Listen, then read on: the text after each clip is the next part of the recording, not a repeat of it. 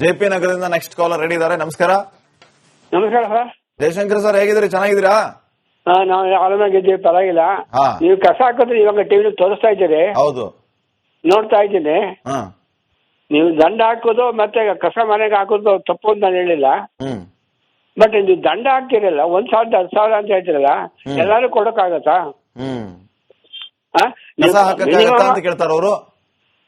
ಕಸ ಹಾಕ್ತೀರಿ, ದಂಡನು ಕೊಡಿ ಅಂತ ಹೇಳ್ತಾರೆ.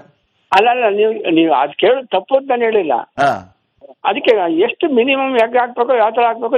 ನೀವು ಕಸ ತಗೊಂಡು ಗೋಡೌನ್ ತುಂಬಿಟ್ರೆ ಆಗತ್ತಾ ಹೇಳಿ? ಕೆಲವೊಂದಷ್ಟು ಕಸಗಳು ನೀವು ತಂದು ಹಾಕಿ ಪರವಾಗಿಲ್ಲ, ನಾನು ಬೇಡ ಅನ್ನೋದಿಲ್ಲ. ಆದ್ರೆ ಒಂದು ವ್ಯಾನ್ ತಂದ್ಬಿಟ್ಟು ಒಂದು ಟ್ರಕ್ ಅದೇ ವ್ಯಾನ್ ಬರ್ತಲ್ಲ, ಕಸ ಟ್ರಕ್ ವ್ಯಾನ್ ಬರ್ತದಲ್ಲ, ಆ ವ್ಯಾನ್ ತುಂಬ ಮನೆ ತುಂಬಿಟ್ರೆ ಕಸ ಎಲ್ಲಿ ಹೆಲ್ಪ್ ಮಾಡ್ತಾರೆ? ಅದನ್ನ ನಾವು ಕೇಳ್ಬೋದಲ್ವಾ? ಕೇಳ್ಬೋದು. ಅದಕ್ಕೆ ನೀವು ದಂಡ ಹಾಕೋದು ತಪ್ಪು ಅಂತ ಹೇಳಿಲ್ಲ. 1,000 10,000 ಲಕ್ಷ ಹಾಕಿದ್ರು ಏನು ಕೊಡೋದಿದ್ರೆ ಕೊಡ್ತಾರೆ, ಎಲ್ಲಾರು ಕೊಡಕ್ಕಾಗತ್ತ ನೀವ್ ಹೇಳಿ? ಹೌದು. ಅದನ್ನ ನೀವು ಮೀಟಿಂಗ್ ಇಟ್ಕೊಂಡು ಬೆಸ್ಟ್ ಏನ್ ಮಾಡ್ಬೇಕು ಅಂತಂದ್ರೆ, ಕಸ ಕರೆಕ್ಟ್ ಆಗಿ ರೂಲ್ಸ್ ಪ್ರಕಾರ ನೀಟಾಗಿ ಹಾಕ್ಬಿಟ್ರೆ ಮುಗಿದೋಯ್ತು ಸರ್. ಈ ಟೆನ್ಷನ್ ಇಲ್ವಲ್ಲ, 1 ಲಕ್ಷ ಆದ್ರೂ ಹಾಕ್ಲಿ 1,000 ಹಾಕ್ಲಿ ಅಲ್ವಾ? ನಾವು ಕರೆಕ್ಟ್ ಆಗಿ ಕಸ ಹಾಕ್ಬಿಟ್ರೆ ನಮ್ಗೆ ದಂಡದ ಭಯ ಯಾಕೆ? ಅಲ್ಲ, ಬಂಡವಾಳ ಇನ್ನೊಂದು ಹೇಳ್ತೀನಿ ಕೇಳಿ. ನಾವು ಜೆಪಿ ನಗರದಲ್ಲಿ ಕೆಲವೊಂದು ಕ್ಲಾಸ್ ಇದೆ, ಮೋರಿ ಇದೆಯಲ್ಲ, ಆ ಮೋರಿ ಹತ್ರ ಉದ್ದಕ್ಕೂ ಕಸ ತುಂಬಿರ್ತದೆ.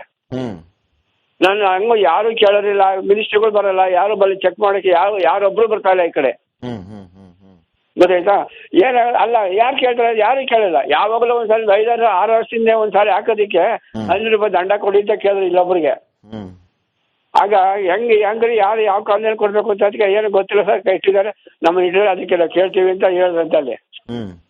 ಗೊತ್ತಾಯ್ತಾ? ಅದಕ್ಕೆ ಅದ್ ಬೇಕಾದ್ರೆ ಮಾಡಿ, ನಾನು ತಪ್ಪು ಅಂತ ಹೇಳೋದಿಲ್ಲ. ಫೈನ್ ಸರ್, ಥ್ಯಾಂಕ್ ಯು ಕರೆ ಮಾಡಿದ್ದಕ್ಕೆ. ಜಯಶಂಕರ್ ಅವರೇ, ನೆಕ್ಸ್ಟ್ ಕಾಲರ್ ರೆಡಿ ಇದ್ದಾರೆ. ನಮಸ್ಕಾರ. ನಮಸ್ಕಾರ ಸರ್, ನಿಮ್ಮ ಹೆಸರು? ನನ್ನ ಹೆಸರು ರಾಘವೇಂದ್ರ, ವಿಜಯನಗರದಿಂದ.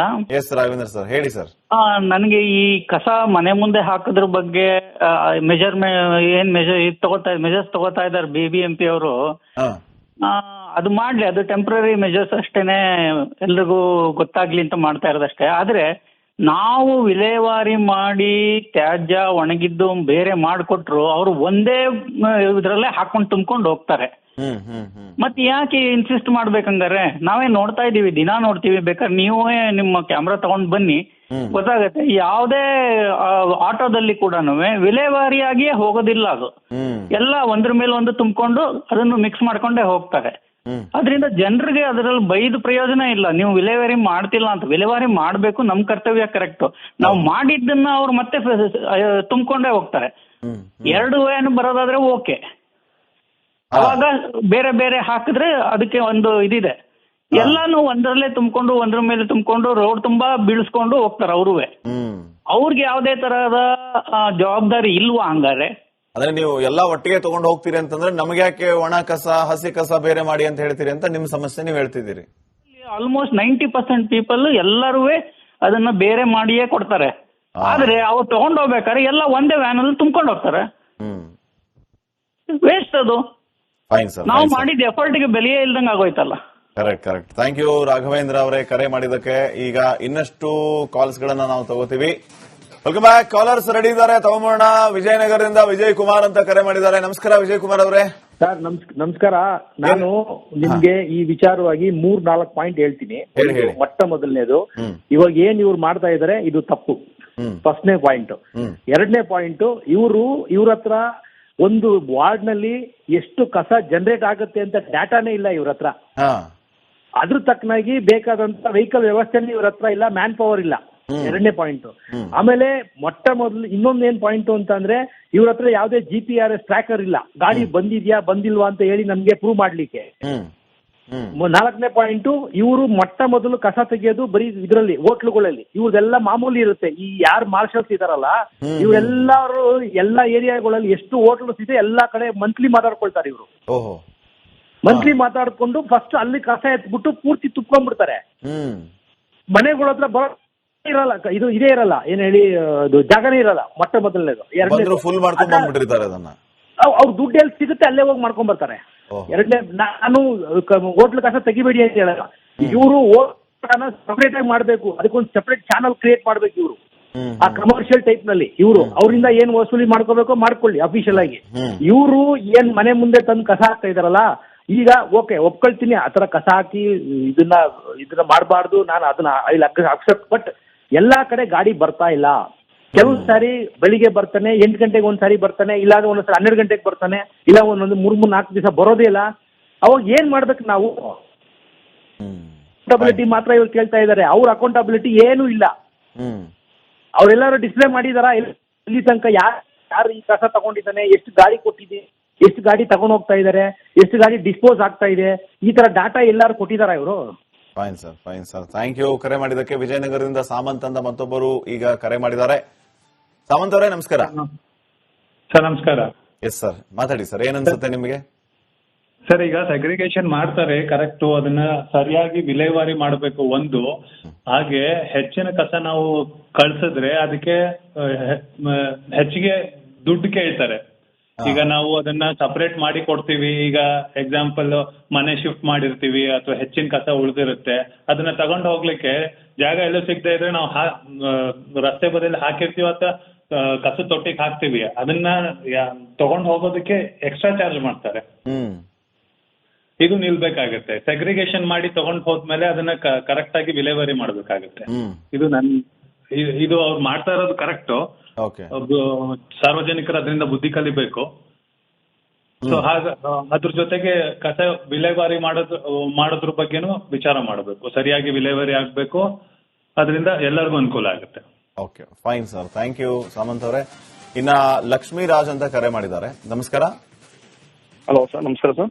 ನಮಸ್ಕಾರ ಲಕ್ಷ್ಮೀರಾಜ್ ಅವರೇ, ಏನ್ ಹೇಳ್ತೀರಿ ಕಸದ ವಿಚಾರಕ್ಕೆ ಸಂಬಂಧಪಟ್ಟಂಗೆ GB ಅವರು ತಗೊಂಡಿರೋ ನಿರ್ಧಾರದ ಬಗ್ಗೆ? ಸರ್, ಅವರು ತಗೊಂಡ್ರ ನಿರ್ಧಾರ ಸರಿ ಇದೆ, ಬಟ್ ಕೆಲವು ಕಡೆ ಸರಿ ತಪ್ಪು ಕೂಡ ಇದೆ. ಕಸಗಳು ಗಾಡಿಗಳು ಬರ್ತಾ ಇದೆ, ಕೆಲವು ಕಡೆ ಡಿವೈಡ್ ಆಗ್ತಾ ಇದೆ, ಕೆಲವು ಕಡೆ ಲೇಟ್ ಆಗ್ತಾ ಇದೆ, ಕೆಲವು ಕಡೆ ಡಿವೈಡ್ ಮಾಡೋದಕ್ಕೆ ಒಬ್ಬೊಬ್ಬರೇ ಇದ್ದಾರೆ, ಡ್ರೈವರ್ ಮಾತ್ರ ಇದ್ದಾರೆ, ಕ್ಲೀನರ್ ಇಲ್ಲ. ಆಗಿರೋ ಟೈಮಲ್ಲಿ ಎಲ್ಲನೇ ನಾವು ಒಂದೇ ತರ ಮಾಡೋದಕ್ಕಾಗಲ್ಲ. ಹಾಗಾಗಿ ಅವ್ರಿಗೂ ಕೂಡ ಮ್ಯಾನ್ ಪವರ್ ಸ್ವಲ್ಪ ಬೇಕು, ವೆಹಿಕಲ್ಸ್ ಬೇಕು. ಹಾಗಾಗಿ ಪಬ್ಲಿಕ್ ಬೇಗ ಹೋಗಿ ಅವರು ರೋಡಲ್ಲಿ ಬಿಸಾಕ್ತಾ ಇದ್ದಾರೆ. ವರ್ಕರ್ ಪಾಪ 4:30-5 ಗಂಟೆಗೆ ಅಲ್ಲಿ ಹೋಗಿ ಅವರು ಪ್ರೆಸೆಂಟ್ ಕೊಟ್ಟು ಡ್ಯೂಟಿ ಮಾಡ್ತಾ ಇದ್ದಾರೆ. ಅವ್ರಷ್ಟು ಮಾಡಿದ್ರು ಕೂಡ ಹೊರಗಡೆಯಿಂದ ಬಂದಿರೋರು ಮತ್ತೆ ಏಜ್ ಆಗಿರೋರು ಎಜುಕೇಟೆಡ್ಗಳು ಆತರ ರೋಡಲ್ಲಿ ಬಿಸಾಕೋದು ಮಾಡ್ತಾರೆ, ಜಾಸ್ತಿ ಎಜುಕೇಟೆಡ್ ಅಂತ ನಾವ್ ಹೇಳಕ್ ಇಷ್ಟಪಟ್ಟಿಲ್ಲ. ಎಸ್ ಸರ್, ಥ್ಯಾಂಕ್ ಯು ಕರೆ ಮಾಡಿದ್ದಕ್ಕೆ. JP ನಗರದಿಂದ ನೆಕ್ಸ್ಟ್ ಕಾಲರ್ ರೆಡಿ ಇದ್ದಾರೆ. ನಮಸ್ಕಾರ. ನಮಸ್ಕಾರ ಸರ್. ಜಯಶಂಕರ್ ಸರ್, ಹೇಗಿದ್ದೀರಿ? ಚೆನ್ನಾಗಿದ್ದೀರಾ? ನಾವು ಆರಾಮಾಗಿದ್ದೀವಿ, ಪರವಾಗಿಲ್ಲ. ನೀವು ಕಸ ಹಾಕಿದ್ರೆ ಇವಾಗ ಟಿವಿ ತೋರಿಸ್ತಾ ಇದ್ದೀರಿ. ಹೌದು, ನೋಡ್ತಾ ಇದ್ದೀನಿ. ನೀವು ದಂಡ ಹಾಕೋದು ಮತ್ತೆ ಕಸ ಮನೆಗೆ ಹಾಕೋದು ತಪ್ಪು ಅಂತ ನಾನು ಹೇಳಿಲ್ಲ. ಬಟ್ ನೀವು ದಂಡ ಹಾಕ್ತಿರಲ್ಲ, 1,000 10,000 ಅಂತ ಹೇಳ್ತಿರಲ್ಲ, ಎಲ್ಲಾರು ಕೊಡಕ್ಕಾಗತ್ತಾ? ಕಸ ಹಾಕಕ್ಕಾಗತ್ತಾ ಅಂತ ಕೇಳ್ತಾರ ಅವರು. ಕಸ ಹಾಕಿ ದಂಡನು ಕೊಡಿ ಅಂತ ಹೇಳ್ತಾರೆ.